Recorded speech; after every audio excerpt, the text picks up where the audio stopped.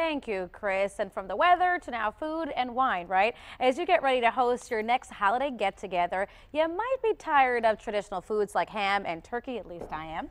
So former Iron Chef contestant and owner of the popular restaurant Mabel Grey in Hazel Park, James Rigato, is here this morning to give us another option, right? Absolutely. Or two or three. Yeah, a few. I'm going to stick with traditional, good morning, traditional holiday flavors. So I have the red wine, vanilla, the spices, the orange, the pears. But I'm going to be doing poached pear salad. So I have a little mascarpone cheese here that we whipped with some Michigan honey. I have to show you. This is like poached pear in wine. Is that correct? It is. It's poached in red wine. So you can, you know, I wouldn't suggest drinking the poaching liquid, but you can definitely use maybe half a bottle and drink the rest of the bottle. Now, what goes into a red poached pear salad? So this is Bosc pears that I poached in red wine with a little bit of vanilla bean, cinnamon, bay leaf, orange, a little bit of sugar in there. But I definitely want it to be a nice dry red wine. So you see we have a couple options here. I like the Italian wines because they have a tendency to be nice and robust and lend themselves well. So talk us through how you make it and how long it takes. So I basically simmer the pears for about, you know, a half hour. I shouldn't even say simmer, really low heat.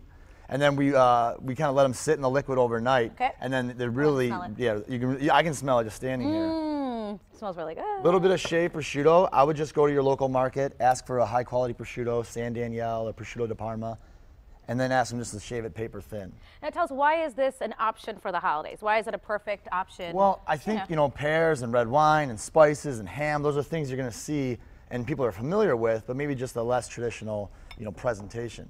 I have radicchio here. I like to kind of char the radicchio. Radicchio, it kind of looks like a little cabbage, but it has a nice sharp, bitter flavor. Okay. And I think when you char it, it kind of softens that bitter intensity. Even though I definitely want it to be sharp and pungent, because there's a lot of sweetness and saltiness in the salad.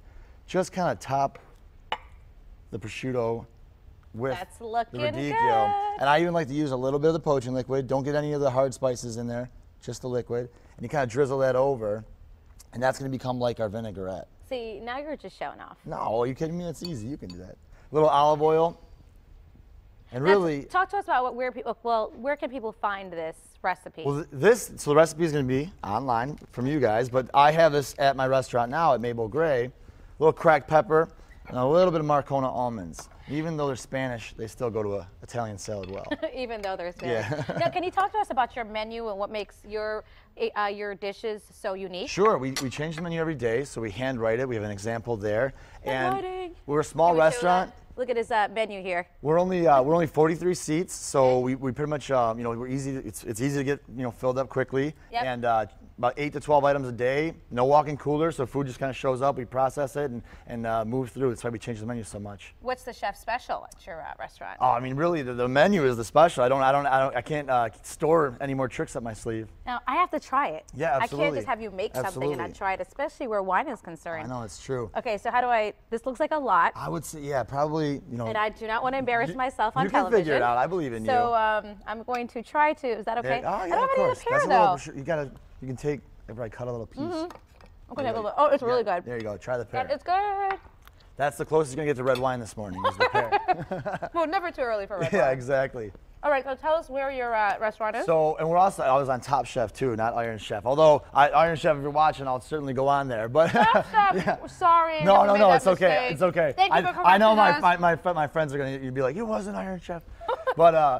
So we're in Hazel Park. We're right on John R. 9.5 mile, and pretty excited about what's happening on the street. A lot of activity. A couple of buildings are already, you know, kind of secretly being developed for future restaurants from my friends and everything. So John R. is kind of it's an up and coming area. I'm really excited about it. Hazel Park's a great town to do business in. I'm happy to be there. So Iron Chef, Top Chef. I mean. Yeah, what's the difference? No, exactly. No, tell us really quickly. We got to go, but tell us about your experience on that and how cool that was. I had a blast. I made a lot of friends. You know, I definitely kind of opened up my community to a national community. So I travel well, I eat well, and I get the luxury of bringing in some talented chefs to Detroit. There you go. Traveling well, eating well, all things on my bucket list. All right, thank you. After